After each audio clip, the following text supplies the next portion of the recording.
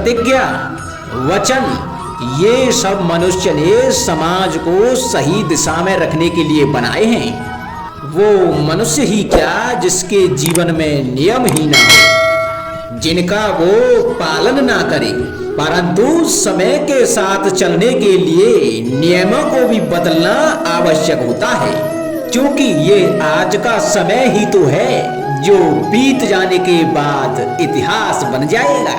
यदि आवश्यकता पड़ने पर नियम और प्रतिज्ञा भंग न की जाए, समय की मांग के प्रतिरूप अपनी प्रतिक्रिया न बदली जाए, तो इतिहास हमें कभी क्षमा नहीं करेगा।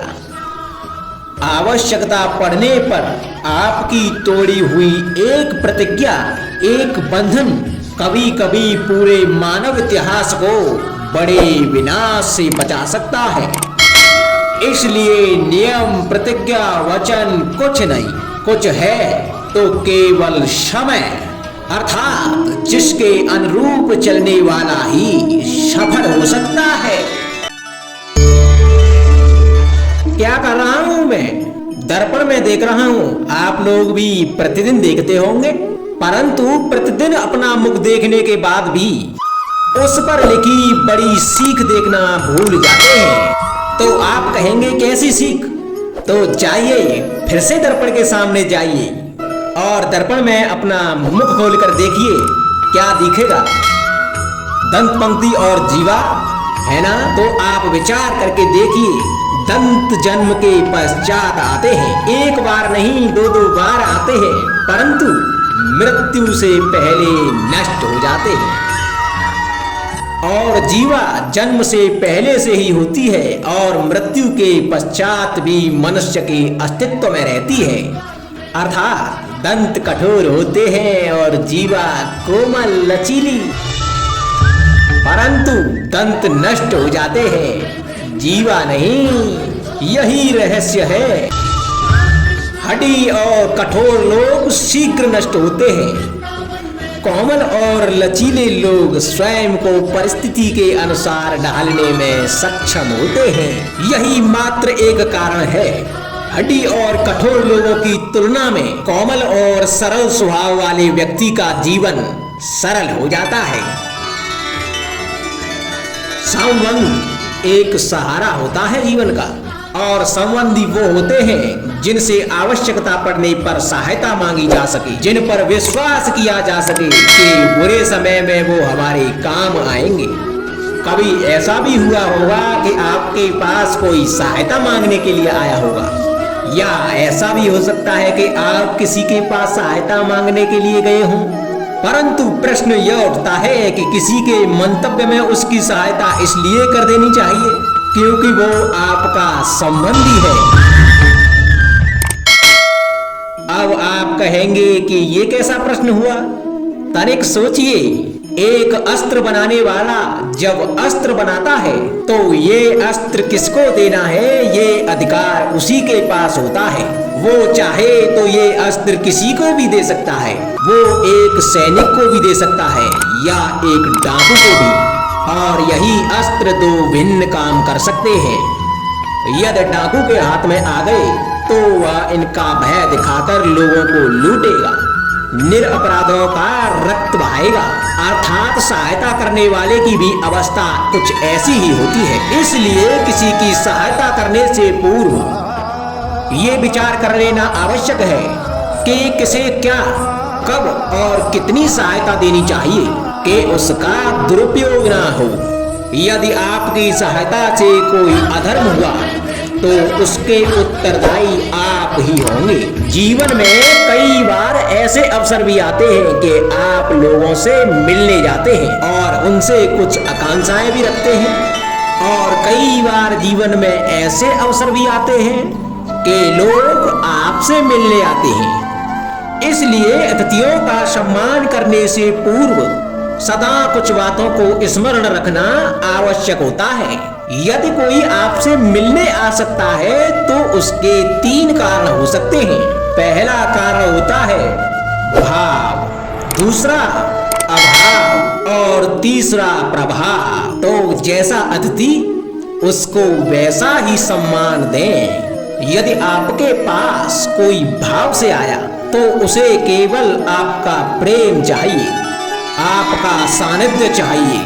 और यदि कोई अभाव में आया तो उसकी उतनी सहायता अवश्य करें कि जितनी आप करने में सक्षम हो, परंतु उतनी भी ना करें कि वो आपकी सहायता का दुरुपयोग कर बैठे।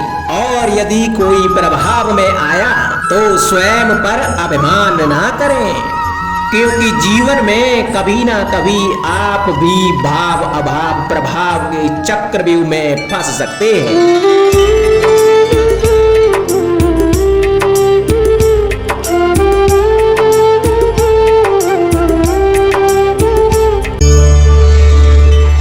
कभी आप ब्रह्म मुहूर्त में जगे हैं?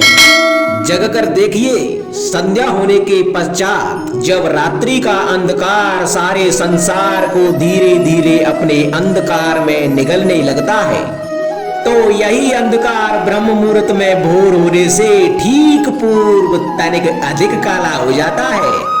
कुछ समझे, हमारा जीवन भी कुछ ऐसा ही होता है। जब हमारे जीवन की समस्याएं कठिनाई अपने अंत पर होती हैं, तो यही समस्याएं कठिनाई एक भीषण रूप लेकर हमारे समक्ष खड़ी हो जाती हैं।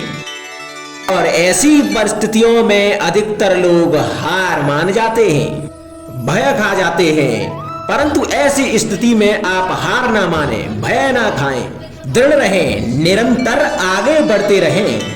तो प्रकाश के रूप में हमारा स्वागत करने के लिए सूर्य उदय सदा हमारे समक्ष प्रस्तुत रहेगा। आपने बरगद के वृक्ष को देखा है? जितना विशाल उतना दृढ़। पतझड़ में वो सूख जाते हैं, परंतु दुर्बल नहीं होते, टूट कर गिरते नहीं।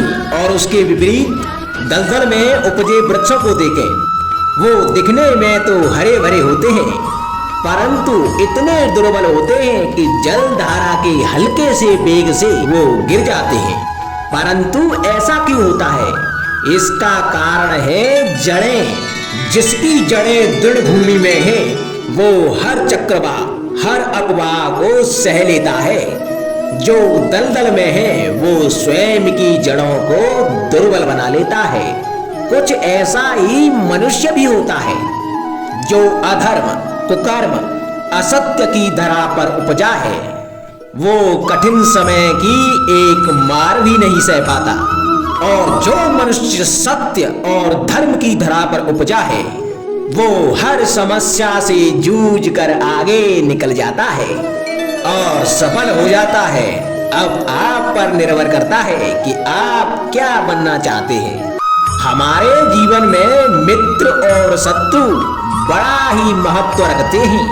यदि गंभीरता से सोचा जाए तो ऐसा कोई क्षण नहीं जब हम अपने मित्रों के बारे में ना सोचते हों या फिर शत्रुओं के बारे में। हमारा हर कार्य या तो हमारे मित्रों के हित के लिए होता है या फिर हमारे शत्रुओं के अहित के लिए।